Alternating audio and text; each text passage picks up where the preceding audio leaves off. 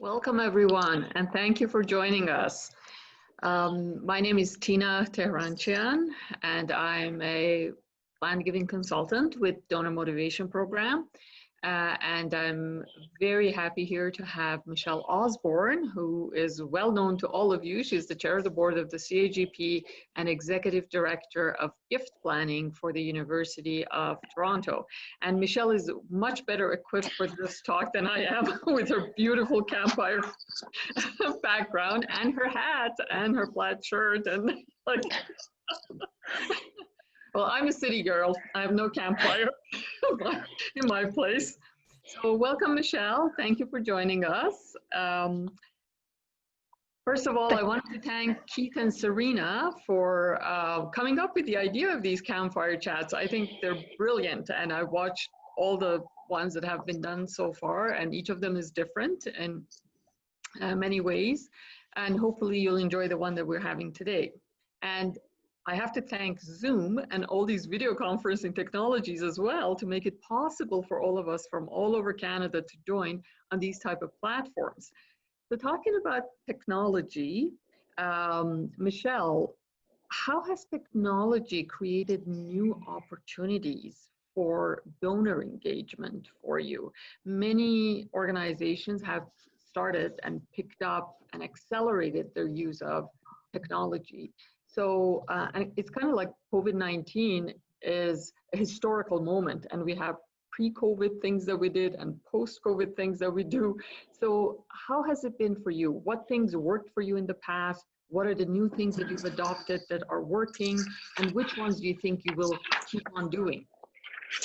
Well, thank you, Tina, and thank you for inviting me. It's a pleasure to join. First and foremost, technology, this wonderful, this way, picture here. For those of you who may not know, this is a live picture that I actually took last weekend, i.e. camping. So I'm going to take my hat off because the fire's a little hot. But technology has definitely changed things for us. And 1 minute, from People's Pint, yes. My beer, this here is called, it is a serendipitous sour with raspberry and coconut sour ale. It's a local craft brewery here in Toronto. My favorite, which is the Alpine Dunkel, is a chocolate-based beer. They're sold out. I think I ordered too many of them. So now I'm switching to my raspberry coconut. All right, and since we're on the subject of drinks, this is my drink. Salted caramel mocha coffee, and we put the recipe for the concentrate on the website because you can use the concentrate and then add almond milk, 2% milk, whatever you like. And you know, the reason I chose this, I told Michelle, my favorite drink is just black coffee, but it was too boring. And it's the morning, so I can't have alcohol in the morning. So I came up with this idea. But for those of you who are hooked on Starbucks salted caramel mocha macchiato, that drink has about 290 calories. And it will set you back probably $4 to $4.50 each time. This drink, if you make it with medjool dates, as in the recipe that you got, is only 73 calories per cup. If you can also, I have a version for people who are not as health conscious and don't mind using Splenda and don't have time.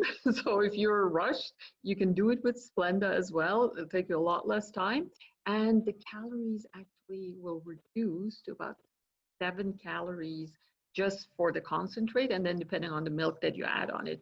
So it's very low calorie, and it's a great drink for a recession because we all need to save. So back to our topic of technology. So technology, you know, it's interesting. Pre-COVID, within gift planning, we weren't using technology a whole bunch. Our newsletters were mail, our events were live in-person events. Most of our correspondence communication, yes, we did email and phone. But with COVID hitting us, like I'm sure each and every one of you, things drastically changed. And so what we've been able to do, and I'm not going to use the P word, I'm going to use the shift word. We've shifted to start communicating with our donors, be it our prospects or our gift planning donors, via e-newsletters, e-updates. And so our first one went out probably in May. We were planning on doing a print newsletter. Because we couldn't do the print newsletter, we did, I would call it a light newsletter. So it wasn't a true newsletter per se. It was more so an update about the university, how we were helping our students, how we were helping them adjust technology, the financial needs of our students, because many, it's interesting, you know, you speak about Starbucks and that. Never really thought of it, but it made absolute sense. A lot of our students didn't have significant data packages because they would get free Wi-Fi in the coffee shops or on campus. So the needs of the students were great. And we also included stories about donors within that communication. We did the same thing with that was going to our prospects. We did the same for our gift planning donors. We wanted to ensure that we were touching base with them, and just giving them a quick highlight about what life is like at U of T. And so we've been able to use email for that purpose. Tina, as you rightly know, we've been using the Donor Motivation Program, and because we weren't able to do the live in-person seminar presentation, we were thrilled with the opportunity to do a virtual event. And I think this helped us in more ways than one. We have some of our prospects who might be reticent using technology, but time and time again, when we were doing the live seminars, what we were finding is that many of our donors did not want to come and drive to Toronto. Like, I'm not driving to downtown Toronto. I'm not going to find parking. The traffic's horrible. By doing virtual events, you can do it in the comfort of your own home, whether you live in Mississauga, Peterborough, wherever. And it really made it much more attractive to our donors, in so much that we fully subscribed very quickly in both of the ones that we've done. Absolutely. I remember the last one that you did, you filled up the entire webinar with one email like 8 days before the event, which was incredible. So technology challenges, everyone's moving. So we had a wee bit of a glitch trying to get our list and the e-invite out, to Tina's point. But yeah, we even though we went out late, we were able to get the fully subscribed event, because again, people are home, or if they're not home, they've got whatever mobile device or laptop. I've got a donor just yesterday who was sharing with me, yeah, Zoom meeting, no problem. I've got my laptop, my phone goes with me everywhere. It doesn't matter if I'm at the cottage, in the city, regardless. Exactly.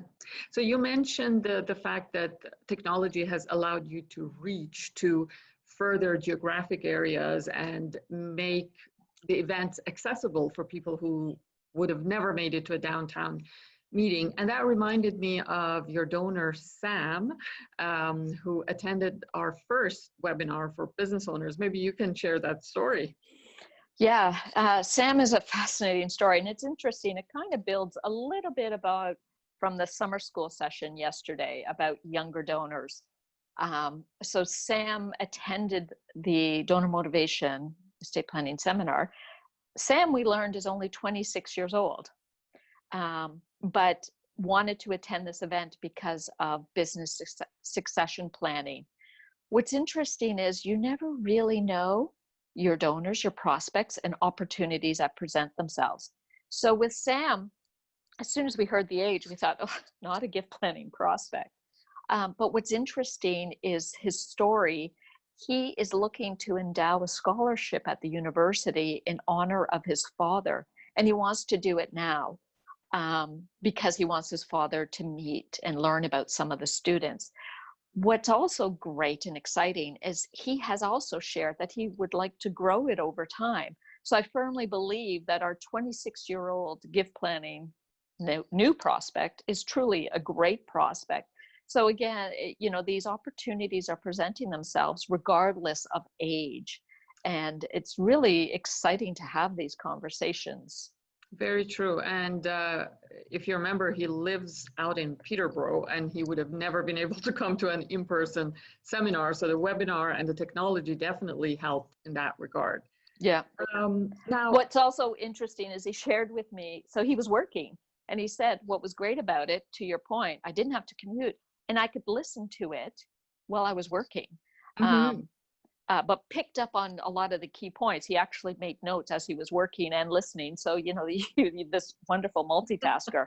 But anyway. Exactly. So one of the great ways of getting busy business owners who never have time to listen to anything. So, Michelle, as you know, all charities are facing a tremendous pressure when it comes to their budget, and gift planning, unfortunately, usually doesn't get top priority with most organizations. So how are you going to protect your gift planning budget amidst this crisis? And how are you going to facilitate the unrestricted gift conversation? So a couple of things. First of all, on to my second beer. So I don't know if you can see the label, but this here is, as we know, the Toronto Maple Leaf team season has unfortunately come to an end. But this beer is in tribute, it's called the Diamond Park Mild, is in tribute to the Maple Leaf baseball team. And we still have baseball here in Toronto, so good news. I feel the same aligned with the budgets. We have all seen significant budget cuts, or we will be experiencing budget cuts.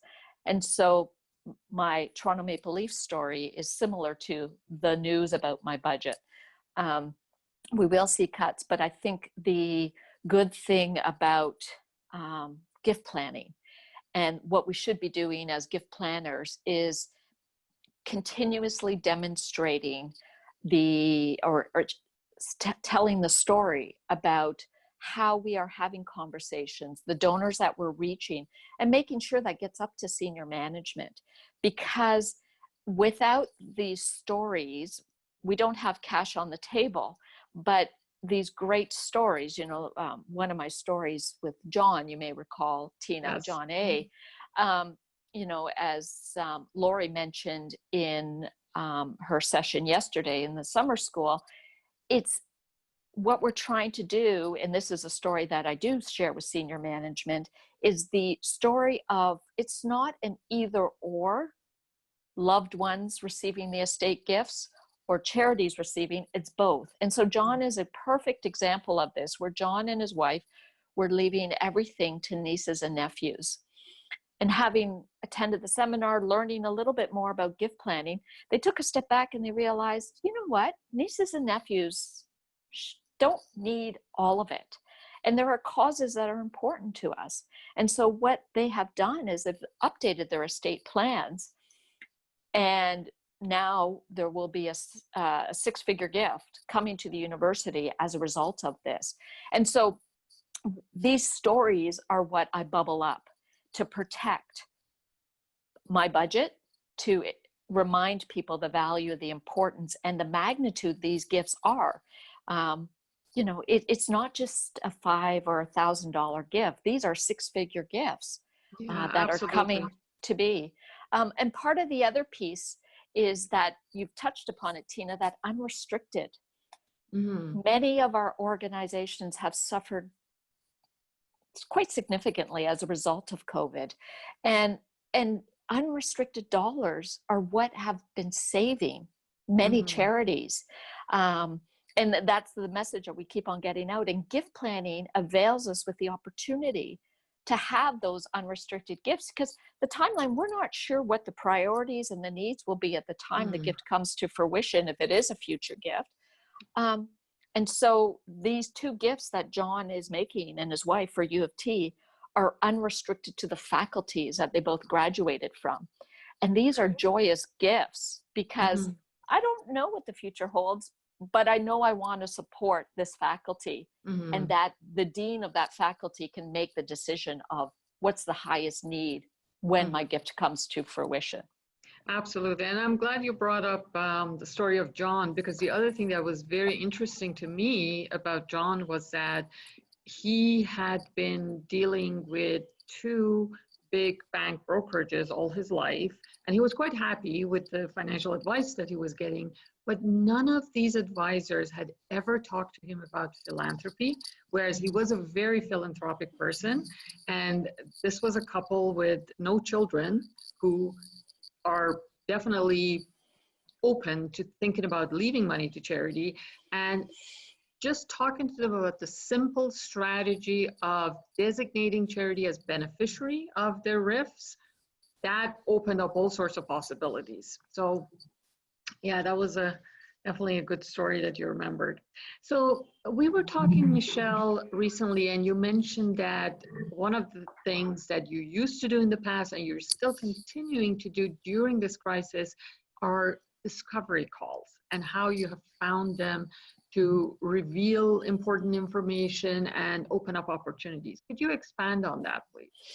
Yeah, so we just, pre-COVID, kind of, the U of T put an effort on discovery calls, and there was great trepidation and hesitation. Everyone's feeling uneasy. How comfortable would our fundraisers be? And more importantly, the donors, and receiving a call kind of perceived as random. Mm-hmm. But we have been doing discovery calls, and we're taking, it sounds horrible, but we're taking advantage of the situation that people are home or people are close to the phone. It's just easier to make contact. And so these discovery calls, what we've done is we've done some data mining, and we've identified, looking at the typical gift planning characteristics, those donors giving X amount over 5-10 year period, and just reaching out to them. And it's not really having a gift planning conversation. They may be our gift planning profile donors, but we're just having a conversation about their experiences and what are their fond memories about being a student at U of T, their favorite place on campus. And it speaks to, it's touching upon those emotions of those fond memories and those values of really just engaging in conversation. And in fact, one of my staff members did a discovery call with, I'll call Christine. And Christine, they had a lovely conversation. They had a great discovery call. Again, it wasn't someone who put up their hand and said, send me information about gift planning or anything. But she sent an email following the conversation. And I quote, she said, I just want to thank you for our initial contact. It reignited thoughts I had about giving back to the University of Toronto because I owe so much to the university. And this was, again, someone who was $100 annual donor, lapsed, and the outreach that my staff member had done, Eli, was very much engaging, and this donor has now given a $10,000 gift, and I firmly believe there's other opportunities. But had we not reached out and done that discovery call, I don't think it would have happened. And so it, as our previous Campfire participants have shared, it's having the conversation, is asking. And if we're not doing those discovery calls or bridging those asks, we can't just assume the gifts will come. That is so true. Stewardship is so important, and the relationship building, and during tough times, especially, just showing that you're there and you're willing to listen to them, maybe with a toned down ask. That definitely helps. Now, all of these new things that you have been experiencing after COVID-19, what sort of vulnerabilities have they highlighted in your operations that you think you should address? So there's a couple. I'm sure there's a lot more, but a couple that come to mind. One is, because of the nature of our program that was very much mail-based or telephone, what we realized is we did not have very good email data for our gift planning donors. And this kind of was highlighted when we wanted to email them just a U of T update and with some stories about gifts that had been received. So what we're doing is we're taking advantage of this shortfall in our data collection, and we're continuing our stewardship of our gift planning donors by reaching out to those that we don't have emails. And because we're planning a virtual event in the fall where we will be emailing the invites, we'll probably also do some sort of hard copy, but we're just calling to touch base with them, but also with a purpose of seeking an email address if they have a valid email address. The other big hole that this has identified for us is we still are quite successful in getting a lot of gift planning leads with the annual fund checkoff boxes, please send me more information, I have. What was really prominent is that with people moving to online and giving online, we had not transferred those check boxes onto our online forms. We're still not there yet. We have work to do, but we hopefully, and I know a lot of my peers across Canada have been very successful in getting those checkoff boxes. So, people have shifted their way of giving from mailing in a check to doing online. But what gift planning lost in this respect was that opportunity to identify new prospects.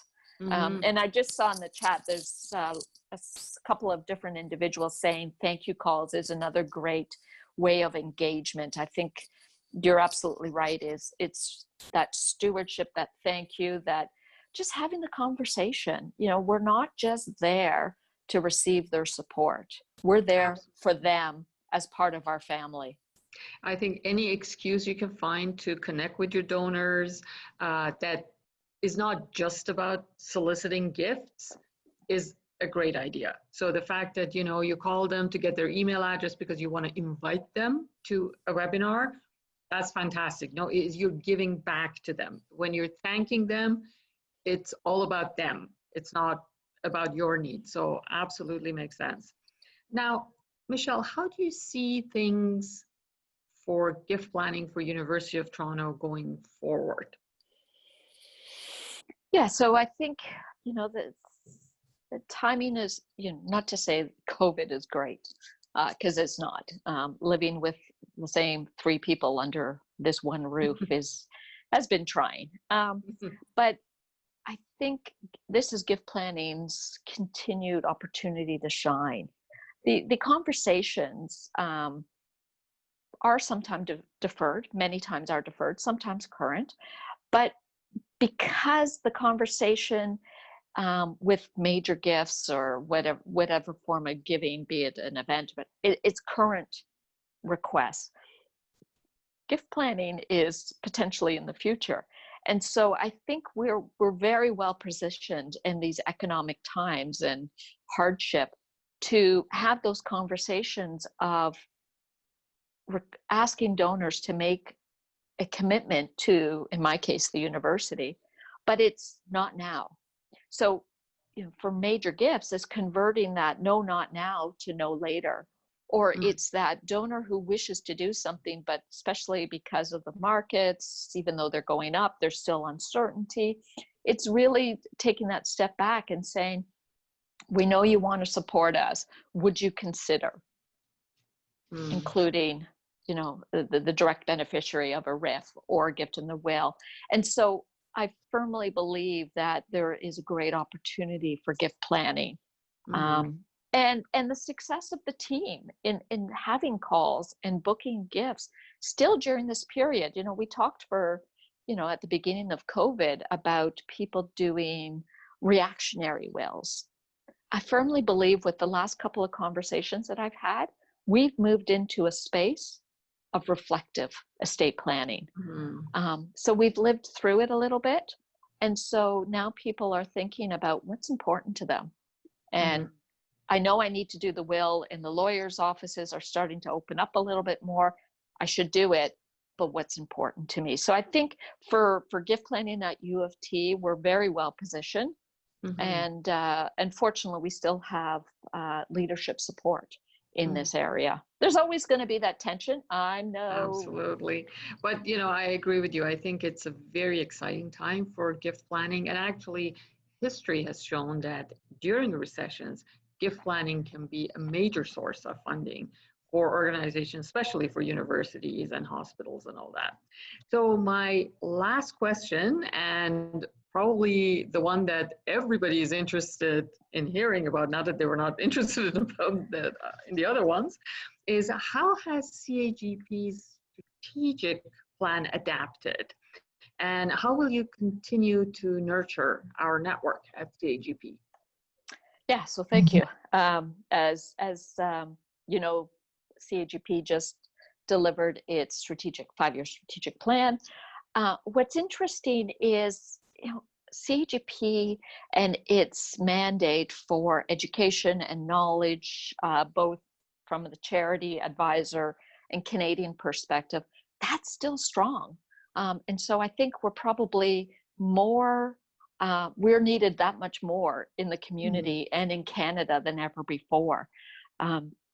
But what we've seen is that we continue to maintain the pillars identified in the strategic plan of creating connections, influencing policy, strengthening CAGP. But with COVID, what it's availed us with the opportunity is to advance or expedite some of the things that we might have done in year 3 or 4. And you know, for example, is the virtual education opportunities. You know, we had identified in the strategic plan that we need to tap into technology to expand our reach in our markets. But with COVID, we've done that sooner rather than later. And so that's been exciting, and it's been very well received. In fact, we've delivered gift planning fundamentals already online, broken out in 2 half days. With the cancellation of the conference, we rolled out summer school, which has been very well received. And in fact, we've got 2 more coming up in August. And, you know, Frank Talks is a key one that we're, you know, our panelists will be speaking frankly about COVID and the impact on the charitable sector. You know, another example, willpower, for those of you who have been staying on top of that, the pilot will be launched next month in the Golden Horseshoe. And this is an initiative to really speak to Canadians about leaving a gift in their will, the fact that you don't have to be rich. And it's not that either or concept, it's both. So you're supporting loved ones, family, friends, but also charity. The thing with COVID, what it's done for us is we were going to roll it out in different cities next year. Again, kind of step 2 of the pilot. But because of the need and the demand and request, we're contemplating going national next year. So it's helped us. So I think, you know, we continue along the pace. It's just we've shifted some of the things that we would be doing and when within the plan, but we're still holding strong in delivering education, and it's real education with the breakout rooms and everything. So it's been great. It's been exciting. Fantastic. Thank you so much, Michelle, for sharing your vision for the strategic plan for CAGP, for what you see in store for University of Toronto. And I wanted to thank all of our attendees, and please make sure that you mark your calendars for September 10th at 1 p.m. PST. And our next Campfire chat is going to be with Brad Willems and Warren Jansen. So make sure you do not miss it. Thanks again. It was a pleasure, Michelle, as always. Take care. All right. Bye. Take care. Bye, everyone. Bye.